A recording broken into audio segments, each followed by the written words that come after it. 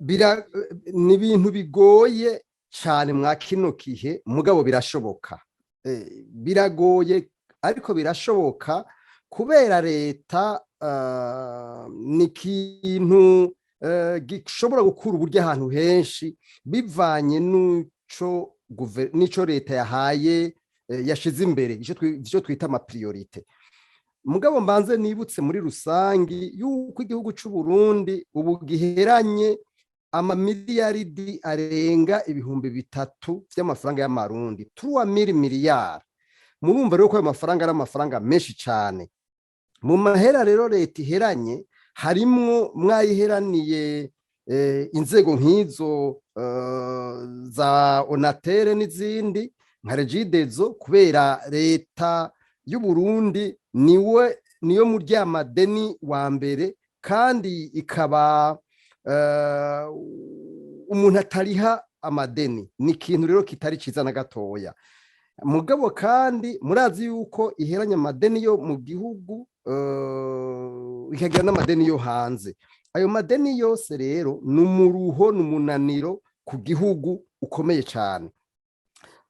Nariko ndavuga nti ideni leta ifitiye amashirahamwe ayegukira riri mu bituma ayo mashirahamwe adashobora gutera imbere. Mugabo sivyo vyonyene kuko un plan de redressement sinzi ngene kivuga mu Kirundi, gushiraho intumbero yo kusubira kunagura amashirahamwe yegukira leta nivyo vyagomba kuba. Mugabo ingene biba birafise ingene bikogwa, birafise ingene bigigwa. Nagenda babwire hamwe bo kwihenda ubunyene bagahereze amamiliyaridi 150 arenga bafitiye onatere. Nagira ndababwire ko atanakimwe vyomara, ahubwo baba bahire ati nigenda mwifungure nkuko bari basanzwe bisfungurira. Icambere tubaza gukwiye gukogwa ni iki? Nuko haba audit general, nukuvuga isuzumwa ryimbitswe mpuzamakungu ryo kuraba ukungene onatere imeze. Ico kimaze kuba hagaca haba rero ico no kwita plan d'orance, nukuvuga gushiraho igitabo cyo kwerekana ingene onatere yoshobora kuvyuka. Ivyo rero navyo bigaca bigirwa na kabine, nukuvuga ibiro vyigenga mpuzamakungu vyo kwerekana neza ingene iyo plan d'orance yokogwa. Mu byo bica biza mu mutwe ubunyene mbona byoca bikogwa, ubwa mbere nuko boshiraho amategeko mashasha. Ayo mategeko ico no kwita statut spécial de gestion de l'onatere.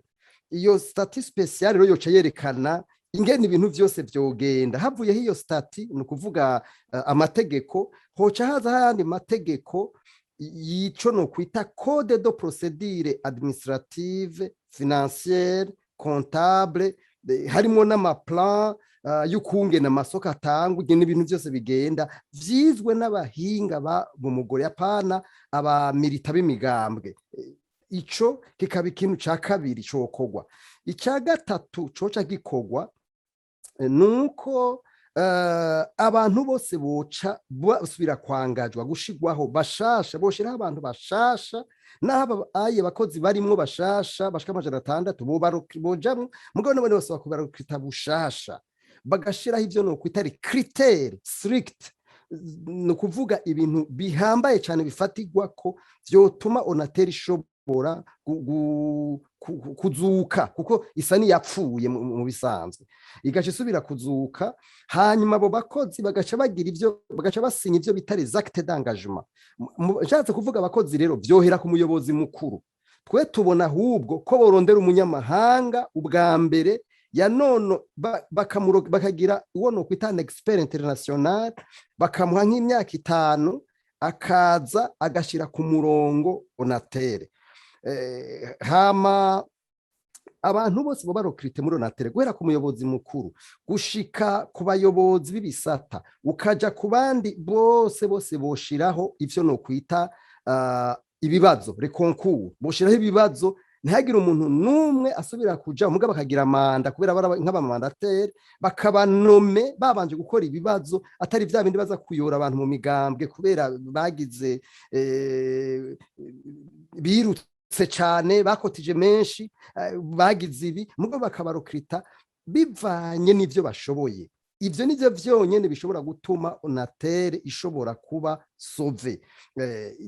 Ikindi naco n'abakozi bandi nariko ndavuga abo boca babasubira kubashiraho kandi bakashiramwo n'abandi mugo gashiraho ivyo no kwita ibintu bikomeye cyane bafata kugira ngo bashobore gushiraho abo bakozi.